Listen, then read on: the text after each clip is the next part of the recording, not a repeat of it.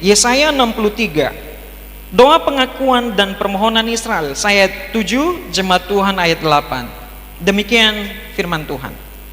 Aku hendak menuturkan kasih setia Tuhan, segala perbuatan Tuhan yang masyhur, yang dilakukan Tuhan kepada kita, dan kebajikan yang besar kepada kaum Israel, yang dilakukannya kepada mereka, sesuai dengan kasih sayangnya dan kasih setianya yang besar. Silakan.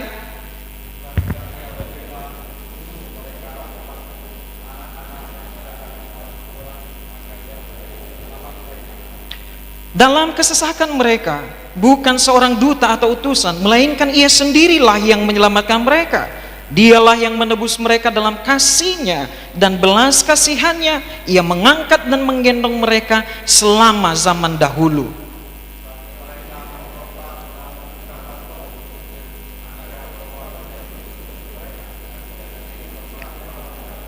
Lalu teringatlah umatnya akan zaman dahulu, zaman Musa, di manakah dia yang membawa mereka naik dari laut bersama dengan para gembala kambing dombanya? Di manakah dia yang menaruh rohnya yang kudus dalam diri mereka?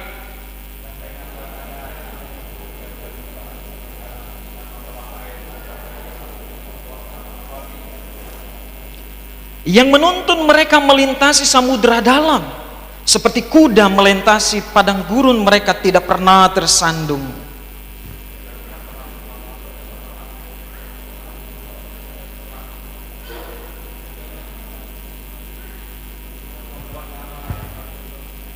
Puji Tuhan, demikian Bapak Ibu. Tentu Bapak Ibu mendengar versi saya agak berbeda dengan versi Bapak Ibu. Jadi saya membaca versi terjemahan baru, versi kedua Bapak Ibu, terbaru diperbaharui dari versi punya kita yang lama. Itu tidak masalah, karena lembaga LAI terus mendekati penterjemahan Alkitab dalam bahasa aslinya, yaitu bahasa Ibrani dan Yunani. Jadi kita syukur bahwa ada banyak versi terjemahan Alkitab yang memperkaya khasanah berpikir kita dan penggalian kita kepada kebenaran firman Tuhan. Tema kita di malam ini adalah Roh Kudus dan akibat bagi orang percaya. Fokus di ayat yang ke-10 saya membaca, namun mereka memberontak dan mendukakan rohnya yang kudus, maka ia berbalik menjadi musuh dan ia sendiri berperang melawan mereka.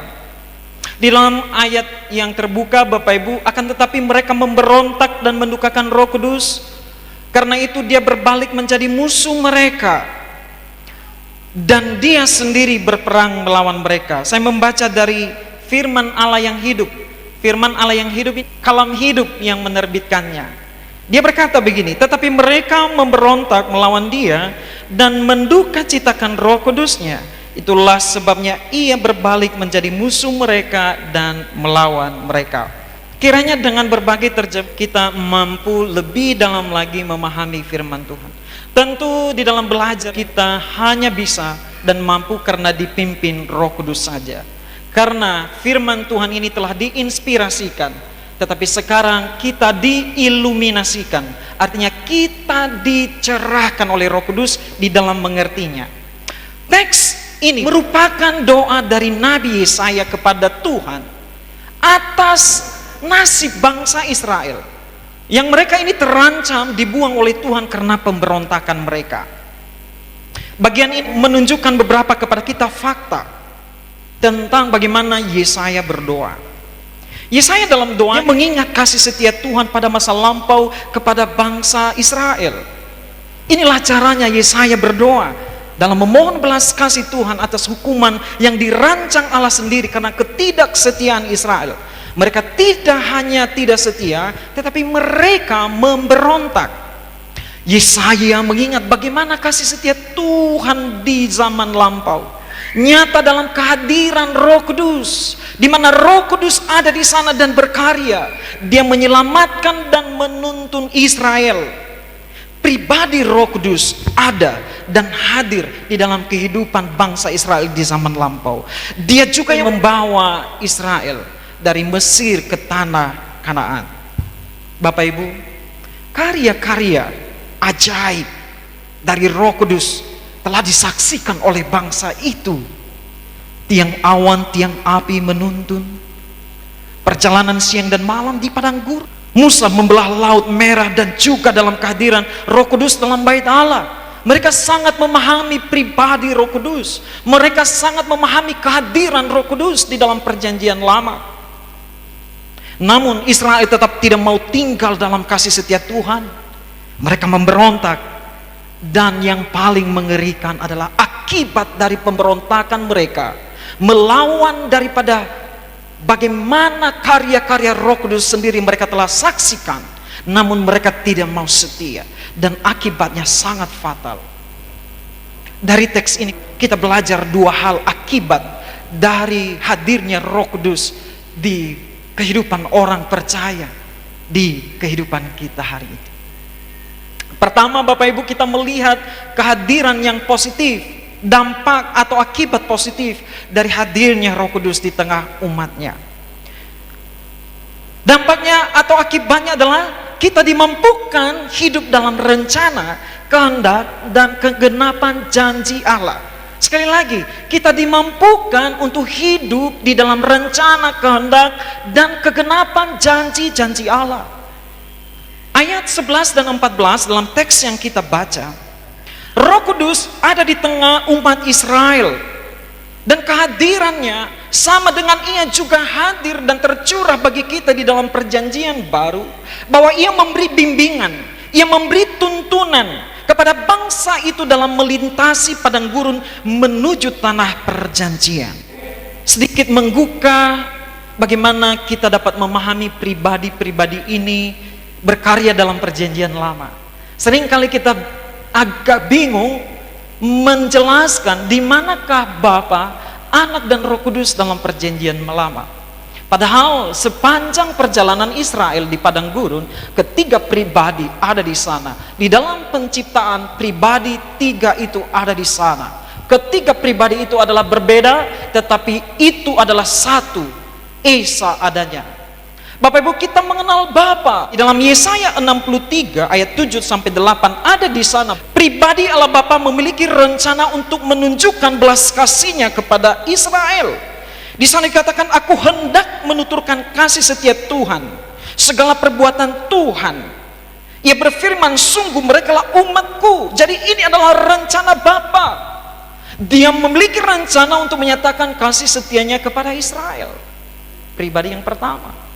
Dan di sana adalah anak, dan dia adalah penebus. Di dalam ayat yang ke-9, di dalam kesesakan mereka bukan seorang duta atau utusan, melainkan ia sendirilah yang menyelamatkan mereka. Dialah yang menebus mereka dalam kasih-Nya dan belas kasih-Nya.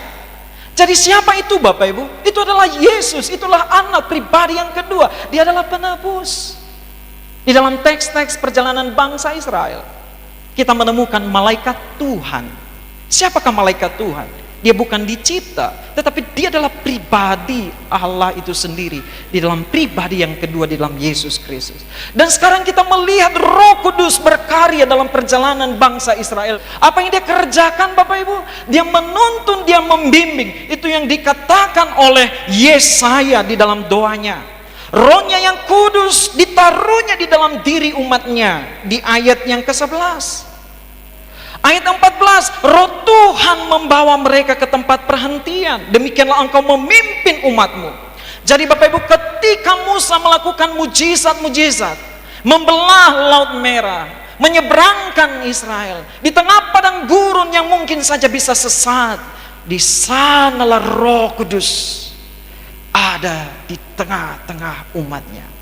Bapak Ibu yang terkasih dalam Tuhan Yesus Kristus, dalam penciptaan Roh Allah melayang-layang di atas permukaan air. Kejadian pasal 1. Roh Allah memberikan karunia-karunia khusus bagi Bezalel untuk membuat peralatan dengan kecakapan, dengan kemahiran, dengan bijaksana, hikmat dan keterampilan yang diperlukan untuk perabotan kemah pertemuan.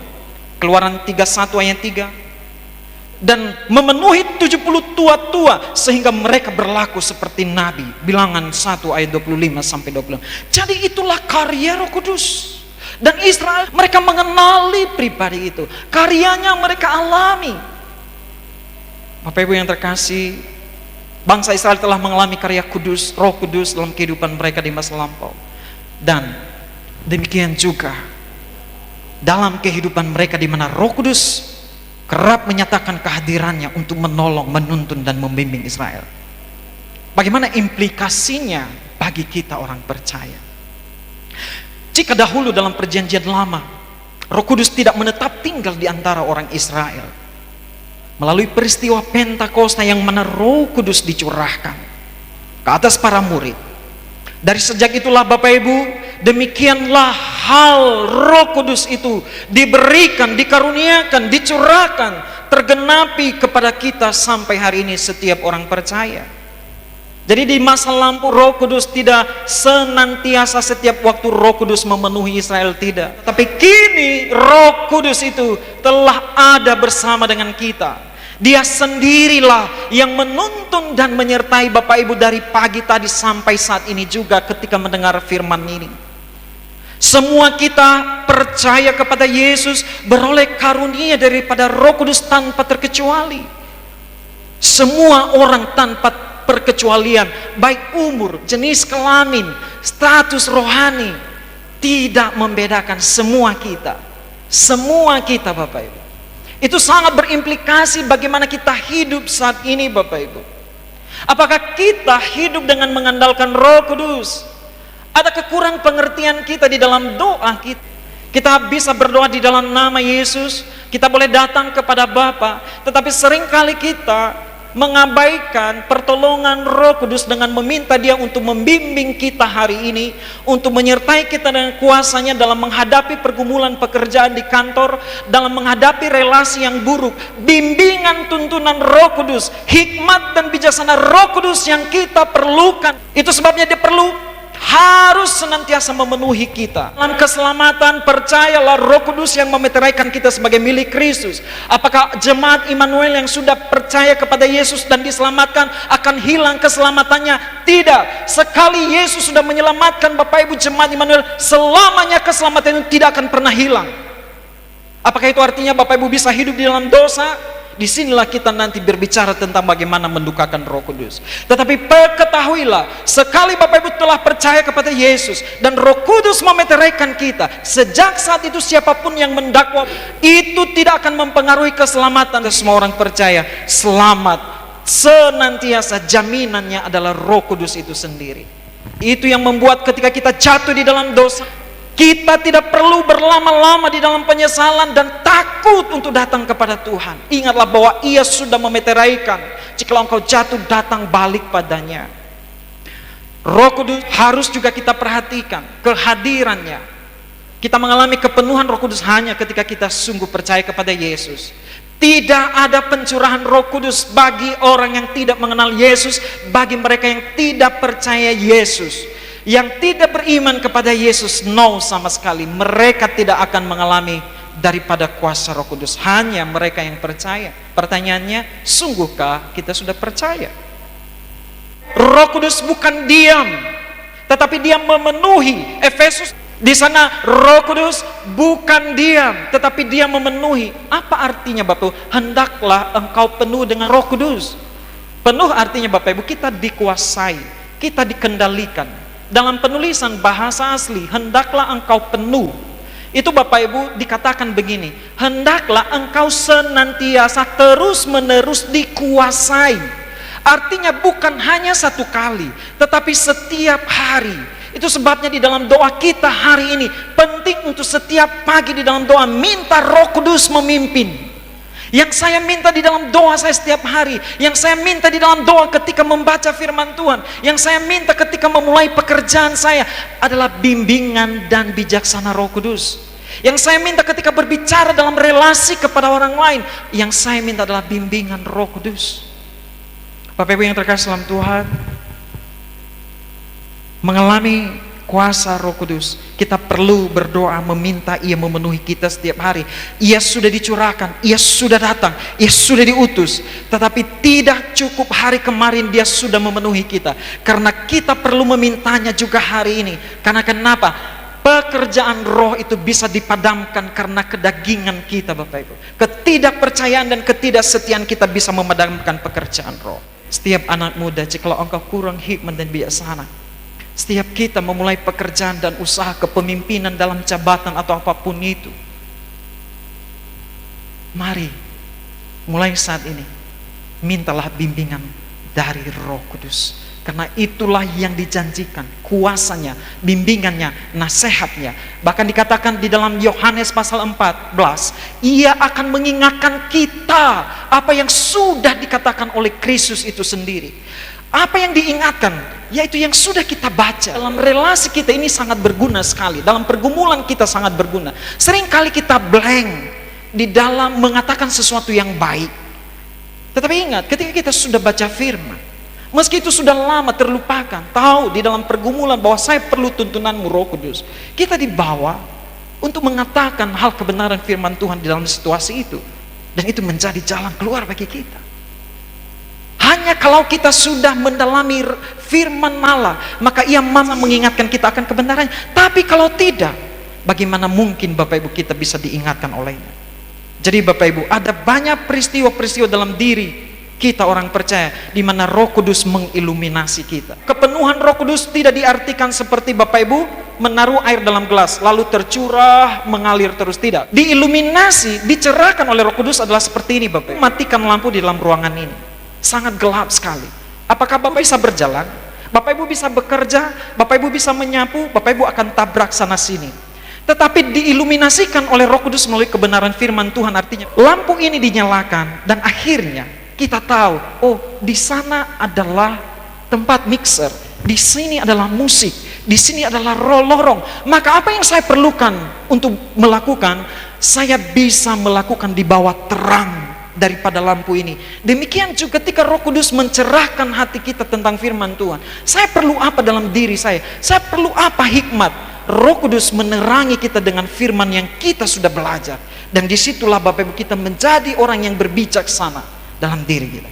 Itu yang pertama. Yang kedua adalah sikap pemberontakan kepada Tuhan mendukakan Roh Kudus, yang berakibat di mana Allah sendiri akan berperang dan melawan umatnya. Di dalam ayat 10, mereka memberontak dan mendukakan Rohnya yang kudus, maka Ia berbalik menjadi musuh dan Ia sendiri berpaling melawan mereka.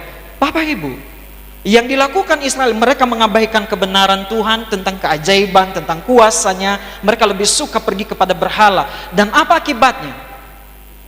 Allah membuang mereka ke pembuangan. Mereka diperangi oleh bangsa-bangsa kafir. Bapak Ibu yang terkasih, sangat fatal mengabaikan daripada karya-karya Roh Kudus. Itu adalah mendukakan Roh Kudus. Sikap kita yang tidak mau taat, tidak mau setia pada Tuhan, itulah mendukakan Roh Kudus. Bapak Ibu, Tuhan setia menyatakan kuasa dan mujizatnya bagi hidup kita setiap hari. Tetapi seringkali kita meragukan itu dalam perkara berikutnya. Hari ini saya bergumul, 5 tahun yang lalu saya bergumul, Tuhan, saya ingin, bagaimana Engkau menerangkan bahwa aku akan punya anak? Seringkali saya bergumul dalam kegelapan berpikir saya, Bapak Ibu. Bagaimana saya merespon perkataan orang-orang? Bagaimana saya menguatkan istri saya? Bagaimana saya akan tahu bahwa ini bijaksanamu jikalau Engkau memang tidak mengaruniakan saya anak? Suatu waktu Bapak Ibu saya mendapatkan pencerahan daripada Roh Kudus. Dan saya bilang, jikalau Tuhan beri saya anak, saya bersyukur. Dan jikalau Tuhan tidak beri saya anak, saya bersyukur. Dan biarlah kehidupan yang saya alami ini Tuhan akan menjadi penguatan bagi orang lain yang punya pergumulan yang sama dengan kehidupan saya. Sejak saat itu Bapak Ibu saya tidak lagi sedih, saya tidak lagi merasa duka cita saat mendengar orang bertanya, kenapa sudah 5 tahun tidak punya anak? Saya hanya akan bersuka cita, biarlah kehendak Tuhan yang jadi. Di dalam saya mengetahui karyanya pada waktu itu, sekarang Bapak Ibu, apakah ada kemungkinan saya meragukan dia? Ada kemungkinan. Sering dan bahkan menggoda saya untuk meragukan kuasanya Bapak Ibu. Inilah yang dikatakan mendukakan Roh Kudus. Berapa kali saya meminta tanda kepada Tuhan tentang panggilan saya. Ayah saya disembuhkan dengan mujizat dari depresi tanpa berobat. Kemudian dalam pengharapan kami yang banyak hal, Tuhan nyatakan kuasa dan mujizat. Tetapi kenapa ada waktu di mana saya meragukan Tuhan lagi? Inilah kedagingan saya. Inilah kemanusiaan saya yang lebih percaya kepada logika manusia daripada logikanya Tuhan dalam memimpin saya dalam pelayanan. Dan itu Bapak Ibu seringkali saya mendukakan Roh Kudus. Tidak hanya Bapak Ibu, tetapi saya sebagai hamba Tuhan tidak malu mengatakan, seringkali saya meragukan dan saya hidup mendukakan dia. Sering saya diingatkan, Gea, mujizat apa lagi, tanda apa lagi engkau harapkan supaya engkau tidak lagi menjadi peragu dalam dirimu. Di situ saya bertobat, Pak. Saya minta ampun dengan Tuhan. Benar Tuhan, engkau sudah mengerjakan perkara-perkara begitu ajaib bagi saya di masa lalu. Sekarang saya tidak boleh meragukan engkau. Saya harus tetap percaya pada pimpinanmu. Bapak Ibu, tetapi semakin kita tidak lagi peduli dengan ingatannya, kepada nasihatnya, bimbingannya, maka semakin kita hidup tidak lagi peduli dengan kuasanya, dengan kasih sayangnya, bahkan dengan peringatannya. Apa yang terjadi Bapak Ibu? Meski Bapak Ibu sudah alami mujizat, meski Bapak Ibu berkali-kali alami perkara ajaib, tetapi selagi Bapak tidak terus setia kepada kuasanya, maka bukan tidak mungkin Bapak Ibu meragukan dia, bahkan meninggalkan cara hidup dalam tuntunannya. Itulah adalah hidup mendukakan Roh Kudus. Seringkali kita dalam pelayanan di dalam jemaat ini kita bertanya, di mana kuasa itu? Di mana mujizat itu? Kita sudah lihat pekerjaan Tuhan bertahun-tahun dalam jemaat ini. Lalu kenapa ada orang bertanya, apa yang Tuhan sudah kerjakan bagi Immanuel? Tidak adakah orang mau melihat pekerjaan Tuhan yang besar ini? Ketika kita mempertanyakan di manakah Tuhan Roh Kudus di dalam gereja ini, di situ kita mengambil sikap mendukakan Dia. Ketika kita bahkan meragukan apa yang sudah kita kerjakan di malam ini pun, Bapak Ibu, doa dan puasa ini, karena di luar sana banyak orang. Seperti apa doa puasa Immanuel? Kuasa apa yang terjadi di sana? Apa yang mereka kerjakan di sana? Apa yang mereka alami di sana? Apakah terjadi mujizat di sana? Itu adalah sikap pernyataan yang mendukakan Roh Kudus. Karena siapa bisa menggerakkan Bapak Ibu untuk datang kepada Tuhan setiap malam di tempat ini kalau bukan Roh Kudus? Dialah. Maka kita tidak bisa mengabaikan setiap apa yang kita kerjakan, setiap apa yang Tuhan ingin kita lakukan di tempat ini. Karena itu adalah akibat daripada itu, terus menerus melakukan itu Bapak Ibu, maka kita akan diperangi oleh Tuhan. Kita menjadi musuh Allah. Bagaimana menjadi musuh Allah? Kita diizinkannya di dalam pergumulan yang berat. Kita seperti berada di dalam pertempuran yang mana kita begitu tersiksa. Berbagai pergumulan-pergumulan Tuhan izinkan hanya demi mengingatkan kita, engkau pernah mengalami kuasaku, engkau pernah mengalami karya daripada pemeliharaanku, aku pernah membimbingmu di dalam kuasa Roh Kudus. Kenapa engkau tidak kembali kepada itu? Dan memang Bapak Ibu, seringkali kesulitanlah, penderitaanlah yang menjadikan kita kerap mau datang kepada Roh Kudus, kepada Tuhan itu sendiri. Maka jikalau Bapak Ibu ada dalam kesulitan hari ini, ada dalam pergumulan, dalam pengharapan yang seperti samar-samar, ingat bagaimana Tuhan bekerja di masa lampau. Mulai dari perkara kecil dalam rumah tangga, kepada anak dalam studi, dalam pekerjaan, dalam profesi, bahkan dalam jabatan Bapak Ibu. Anak-anak muda, lihat bagaimana Bapak Ibu bergumul untuk studimu bisa datang ke Sintang ini. Bagaimana Roh Kudus telah menuntun orang tuamu untuk dapat jalan keluar. Apakah engkau mau meragukan juga karya itu sehingga engkau tidak mau komitmen dan setia kepada Tuhan hari ini di tempat ini?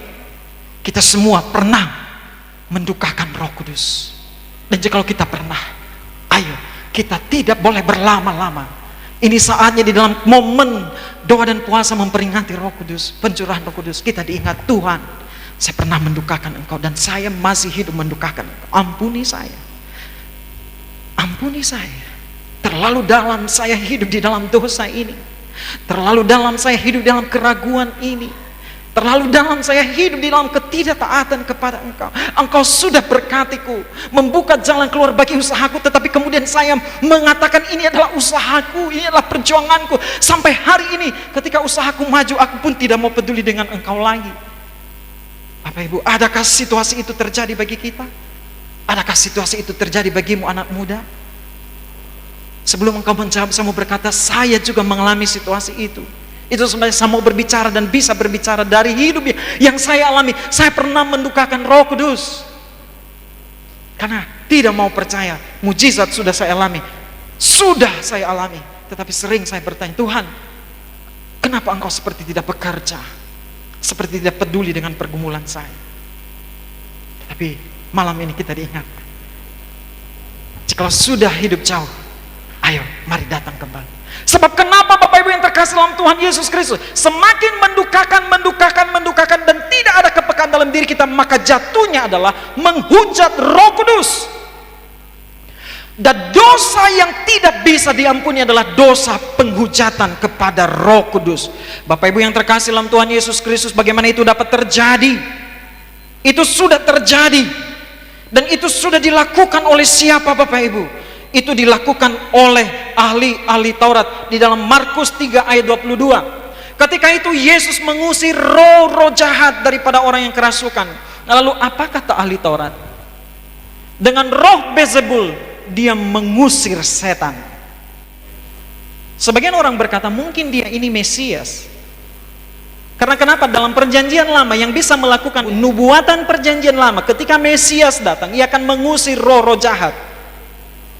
Dan mereka sudah tahu bahwa yang melakukan itu hanya Mesias. Dan sekarang melihat Yesus mengusir roh-roh jahat, lalu mereka bilang, mereka tahu, sudah selidiki, ahli Taurat tahu, ya itu Mesias berdasarkan tanda-tanda dalam pel. Lalu apa mereka bilang? Dengan sadar mereka tidak mau mengakui, dan yang paling mengerikan mereka mengatakan kepada semua orang, ini dilakukan oleh roh Beelzebul. Dia kerasukan roh setan demi mengusir setan. Sangat kejam, dan peringatan kecaman keras dari Yesus. Dia bilang begini, semua dosa yang lain diampuni, termasuk hujatan anak-anak manusia, tetapi hujat kepada Roh Kudus tidak akan diampuni. Bapak Ibu, apa artinya menghujat Roh Kudus? Menghujat Roh Kudus adalah menyangkali karya Roh Kudus yang sudah nyata kita lihat dan kita tahu dan kita percaya, tetapi kita mengatakan itu adalah roh iblis. Itu adalah dari iblis, itu adalah dari setan. Maka ada satu jaga-jaga dengan kita. Ketika kita melihat pekerjaan dalam pelayanan, pekerjaan Bapak Ibu dalam jabatan, dalam relasi, dalam usaha, ketika ada sesuatu yang rasanya ajaib tetapi aneh, berhati-hati untuk tidak mengatakan itu pekerjaan setan. Yang penting dilakukan adalah ujilah segala pekerjaan roh. Kita diizinkan untuk menguji roh Bapak Ibu, uji.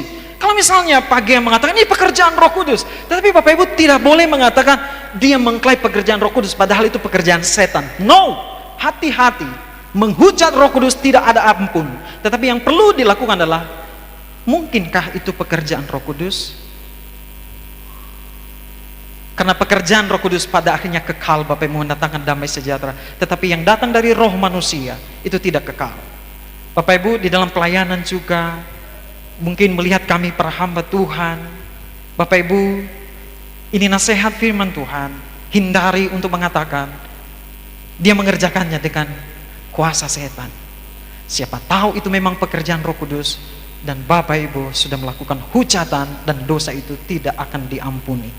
Bapak Ibu yang terkasih dalam Tuhan Yesus Kristus, adakah kita juga seringkali mengabaikan atau meragukan karya Roh Kudus yang sebenarnya nyata kita lihat, tetapi kita tidak mau mengakui itu, atau di dalam hati kita diam-diam mau menyangkali itu?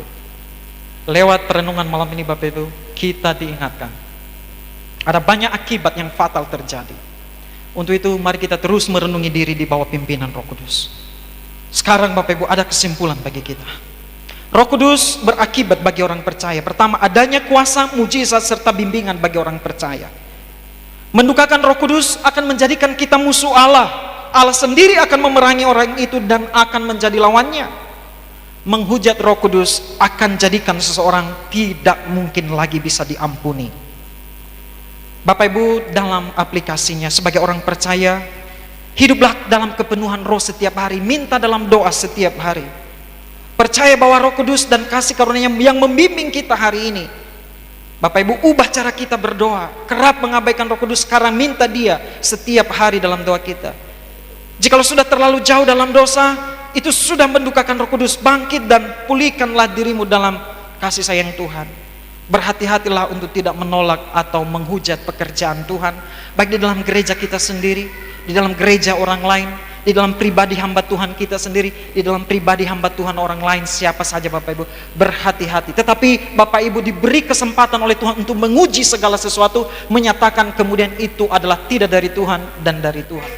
Hikmat daripada Roh Kudus akan menolong kita, dan bimbingannya akan boleh berikan karya-karya yang ajaib lewat kita semua. Hanya saja mari kita berhati-hati untuk tidak mendukakan